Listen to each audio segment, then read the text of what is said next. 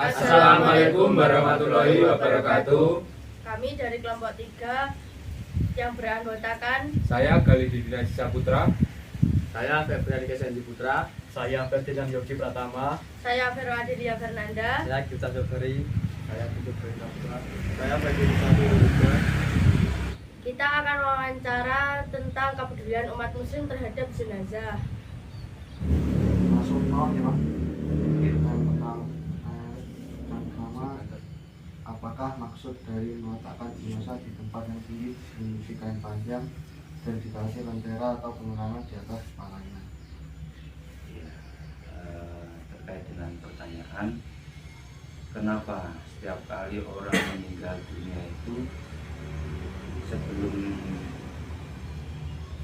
mereka atau sebelum dia itu dimandikan, dikafani atau bahkan setelah dimandikan dan dikafani diletakkan di atas meja yang tinggi dan kemudian dikasih yang namanya lentera, karena memang pada zaman dahulu itu seringkali ada kejadian bahwa ketika seorang yang meninggal dunia itu seringkali didekati oleh hewan buas, sehingga mengambil solusi dari keluarga itu untuk mengusir hewan buas itu dengan cara dikasih lentera dan diletakkan di atas meja yang bahkan ada kalanya mejanya itu dikasih ikatan yang di situ berbau minyak biar nanti hewan-hewan yang sejenis semut itu tidak mengganggu dari mayat tersebut. Pertanyaan kedua, mengapa ketika mensolatkan jenazah bagi imam jika jenazah laki-laki imam lurus kepala dan jika jenazah perempuan imam lurus kemaluan jenazah perempuan? Jadi kenapa ketika prosesi atau ritual di dalam menyolati mayat itu kita sering tahu kalau imam laki-laki itu ketika yang meninggal itu laki-laki imam dekat di kepala, kemudian ketika yang meninggal dunia itu seorang perempuan, kenapa kok imam dekat dengan pusarnya? Ala sawab, setahu saya pernah saya kaji itu memang begini, kalau yang meninggal dunia itu laki-laki, kenapa imam itu di dekat kepalanya?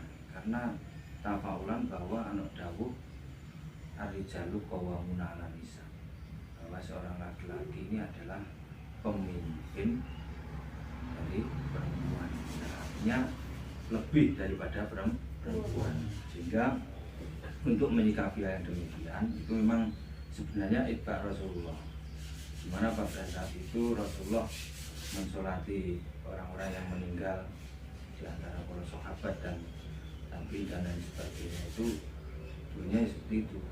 Rasulullah ketika yang meninggal dunia ini adalah laki-laki, Rasulullah di depan dekat kepalanya sih, dan ketika yang meninggal dunia perempuan, Rasulullah juga dalam menyolatinya di dekat misalnya itu. Selanjutnya, apakah dasar hukum dari barisan orang yang mensolatkan jenazah soft barisannya harus dari sini? Sebenarnya untuk dasar hukum kenapa kok sholatnya jenazah itu, menyolati jenazah itu lebih diprioritaskan memperbanyak shop gitu kan, dan bahkan di situ diungkap ganjil. Ya tentunya kalau kita bicara terkait dengan masalah ganjil, kita kembali pada dawuh innallaha witrun yuhibbu al-witra. Allah ini adalah ganjil dan Allah suka dengan sesuatu yang ganjil. Terkait dengan abdulnya, memang ulama artinya memang di situ yang lebih abdul memperbanyak softnya. Yang lebih afdol adalah memperbanyak softnya. Pertanyaan selanjutnya, apakah maksud menyebarkan beras kuning yang dicampur uang receh saat jenazah diberangkatkan, dan kenapa uang receh kok tidak uang kertas yang bernilai fantasi seperti 5.000, 10.000, 20.000, 50.000 dan sebagainya? Ya. Terima kasih. Jadi kenapa setiap kali pemberangkatan masjid itu selalu diiringi dengan penyebaran beras kuning, ya, beras kuning dan uang koin. Bahkan untuk saat ini bukan uang koin saja, bukan ya nek uangnya sing enggak koin disai karo sing beredar, sebenarnya ada uang kertasnya juga. Cuman itu sebenarnya hingga itibar kita, hingga gambar kita bahwa kehidupan ini setelah kematian nggak ada yang berguna kecuali amal soleh. Masalah kita, jika mulai dari istrinya, anaknya, harta bendanya, ini digambarkan itu tidak akan dibawa. Dan ada dawuh lagi bahwa kenapa kok sampai setiap kali pemberangkatan mayit itu selalu diiringi dengan membuang yang namanya koin, uang dan lain sebagainya. Jadi itu memang pada zaman jahiliyah dulu, jadi masyarakat itu tidak mau ikut-ikut, ya, tidak mau mengikuti atau gotong royong untuk memakamkan mayit, sehingga untuk bahasanya memancing dari kaum jahiliyah ini tadi dengan cara dikasih sebarang uang dari melu karo lulu, sehingga gue sampai ke kuburan biar menyaksikan sebenarnya pembelajaran itu. Dan wong jahiliyah iki roh, wong mati ngono kuwi lebar dipendem bar wis enggak mulai. Antarane ngoten niku. Pertanyaan selanjutnya, apakah maksud dan kegunaan bunga ronce yang dikasih di atas keranda dan diikatkan di payung saat jenazah diberangkatkan? Kalau bagi saya, sepaham saya itu, kalau yang namanya bunga ronce itu ya juga ada yang filsafat bahwa bunga ronce yang ditaruh di atas gerinda itu ada jumlahnya 3. Itu pun juga ada filsafat bahwa ya itu tadi, kita kembali pada Allah itu suka dengan sesuatu yang ganjil. Namun demikian juga ada dawuh bahwa yang namanya bunga ini tinggi tazayun, tinggi paes-paes. Karena apa? Apapun alasannya wong mati kuwi badhe sowan Gusti Allah, sowan Allah, sehingga perlu dikasih yang namanya wangen-wangen dan diberi pernik-pernik jenis bunga biar indah. Nah selain itu nantinya setelah kebanyakan setelah sampai ke makam biasanya dilepas kemudian ditaruh di atas kuburan. Bahkan mungkin ada yang dimasukkan dalam yang belahannya bersama mayitnya. Itu kan berdasar dari dawuh Kanjeng Nabi. Suatu ketika Abu Hurairah berjalan bersama Rasulullah lewat kuburan, melewati kuburan. Kemudian Rasulullah ini wajahnya sangat pucat sekali dan bahkan bajunya sampai gemetar sekali. Hingga Abu Hurairah ini sempat heran dengan Rasulullah. Dia bertanya pada Rasulullah, kenapa Rasulullah kok sampai wajahnya pucat? Apa awakmu garu? Apakah kamu tidak tahu Abu Hurairah? Hadani rajulane yu'adzabani bidambin ayyin. Ini wong loro ning jero kuburan iki disiksa banget larane. Mek gur sebab perkara sing remeh, dosa sing enteng di antaranya apa? Layas tanji, ora gelem nuntasne. Ya, nuntasne oleh sesuci. Termasuk di antaranya nomor 2 namimah hibah. Lah, apa hubungannya dengan bunga ronce-ronce tadi? Hubungannya gini, setelah itu Rasulullah memerintah Abu Hurairah untuk mengambil papa kurma, kemudian ditancapkan di atas kuburan. Abu Hurairah pun juga heran, terus apa ada manfaatnya Rasulullah? Mata marut kata ini sepanjang iki papa kurma loro iki sik teles karune iku iso jalani ngapura si mayit iso ringane siksane si mayit. Jadi ini sebenarnya tafaulan ngarunci-runcis lain dari tazayun, termasuk napa? Termasuk untuk meringankan apa? Siksane kursi mati. Pertanyaan selanjutnya, jelaskan falsafah yang bisa diambil dari membawa ayam hidup lalu dilepas dan diberikan orang lain, membawa kelapa muda, membawa nasi 1 piring beserta lauknya, minuman 1 gelas dan kendi saat di prosesi pemakaman. Falsafatnya ya, kalau falsafatnya kenapa kok sampai membawa ayam, membawa kendi, kadang-kadang membawa kemudian disuruh memberikan kepada orang gitu ya. Nah, itu sebenarnya kan juga gambaran kita, gambaran bahwa sebenarnya apa, yang kita miliki itu selamanya tidak akan abadi. Jika yang kitab niku jenenge Kusfulia itu sing jenenge dunia kuwi seiring dengan berjalannya waktu pasti akan hancur, pasti akan hancur. Sehingga gambaran kenapa kalau saya memahami nanti misalkan nggak pas ya detail. Kenapa kok sampai membawa sesuatu diberikan kepada orang, karena neng dunia ini isinya silih berganti. Mungkin saat ini kita punya aset apa-apa, boleh jadi ketika nanti kita tinggal bukan milik kita, ganti orang lagi. Kadang-kadang bukan duriah kita, sudah orang. Nah, jadi gambaran kita sebenarnya kalau menurut saya yang kita bawa nanti ini adalah sesuatu yang kita berikan pada orang itu. Ya saudara, justru yang kita miliki yang masih ada ini justru kayak kita tinggalkan. Yang kita berikan itu lah, ketika kita dasar ikhlas, insya Allah yang kita bawa ya.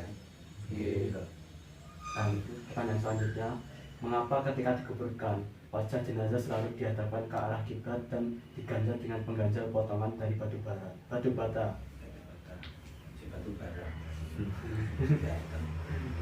Ya, jadi kenapa?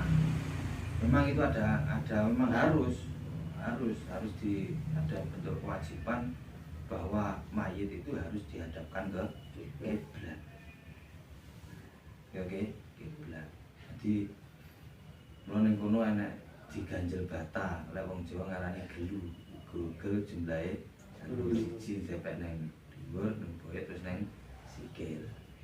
Itu memang upaya untuk mengganjal ben madhep mula. Lah mula sing jenenge ruang landak ana loro.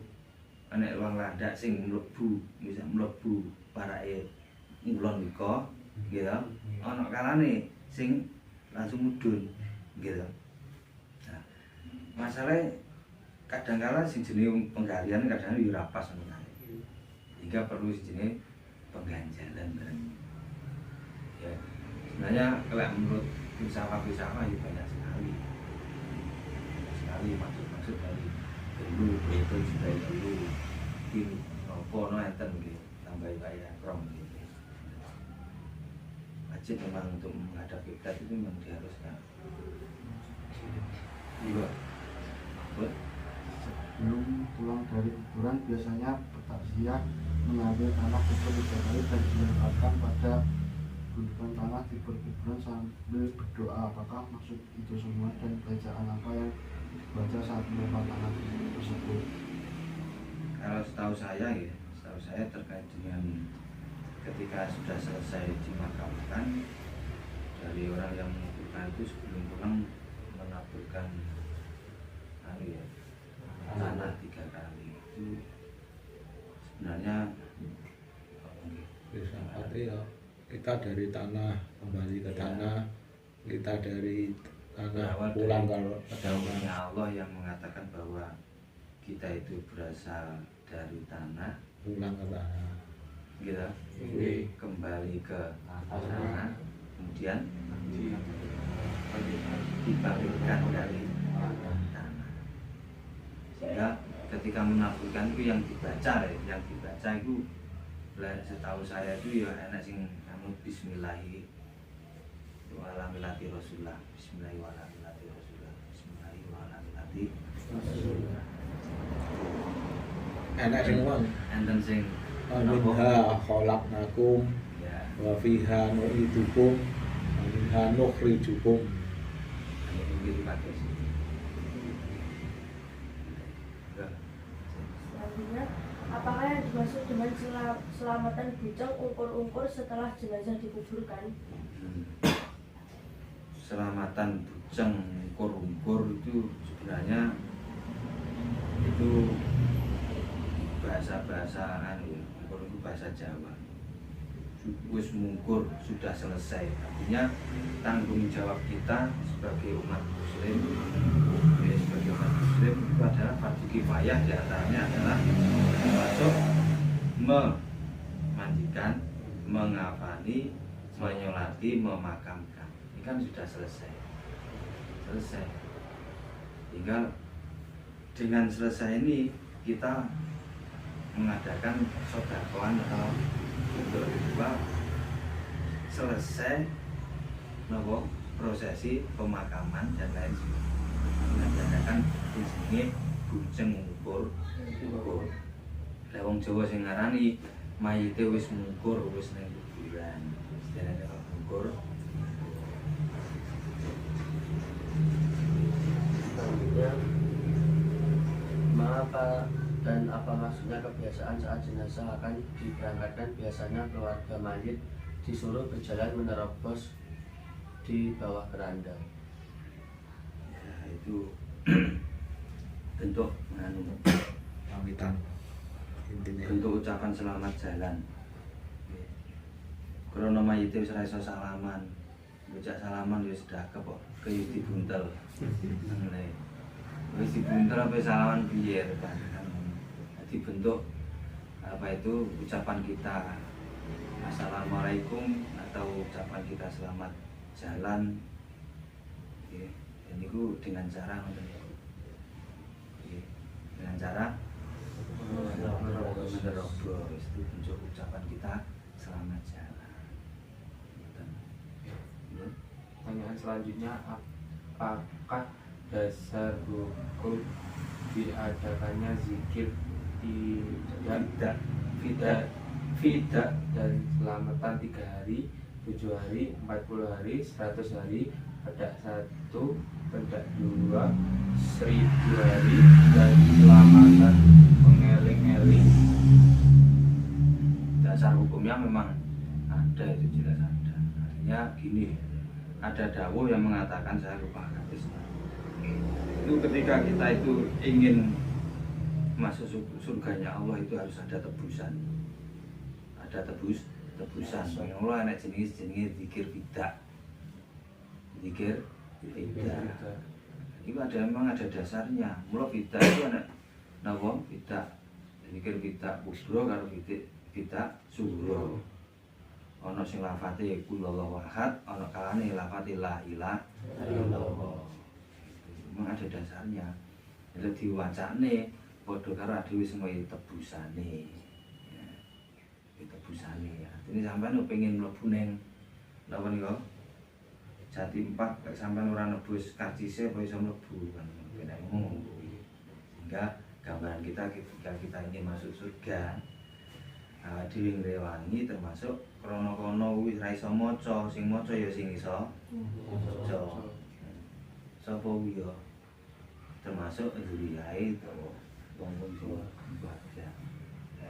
Terkait dengan telung dinanan, petang dinanan itu juga ada dasarnya. Bahkan seringkali disebut oleh Gus Kausar, ada. Itu termasuk termasuk haul itu mengenang sejarah-sejarah orang-orang tua kita. Jadi itu bentuk birrul walidain. Karena orang tua sudah tidak ada, misalkan kita mau memberikan makan, ya mungkin ya dipangan toh. Nyatane sampean ngeteri kembangnya ya dipangan-pangan. Gitu kan? Bentuk birrul walidain iki dengan cara mendoakan. Mendoakan ya 7 hari ini atau 40 hari ini, 100 hari ini, 1000 hari ini, dan bahkan haul mengeleng-eleng mungkin itu bentuk birrul walidain kita. Ya kita tidak meninggalkan plus dengan orang tua kita meninggal, bapak kita meninggal, kita terus kok enak-enak nompohan meninggal. Bentuk rasa terima kasih kita birrul walidain bagus wong tuwa dhewe dengan cara sedekah ana wong sing urip-urip kuwi sing ganjarane diaturne nek simak ngaji. Saya kira cukup sekian nggih. Misalkan ada mungkin dawuh-dawuh atau ucapan-ucapan yang mungkin kurang pas dengan rujukan, ya tentunya ya pribadi dari saya ya menungso ya panggonane lali karo salah. Tapi lek iso aja lali ae, lek iso aja salah ae. Belajar. Aja nglali malah. Wayahe surat lali ya wong. Nggih? Nggih. Pun bawa mafi kita pun ditarik. Assalamualaikum warahmatullahi wabarakatuh. Waalaikumsalam warahmatullahi wabarakatuh.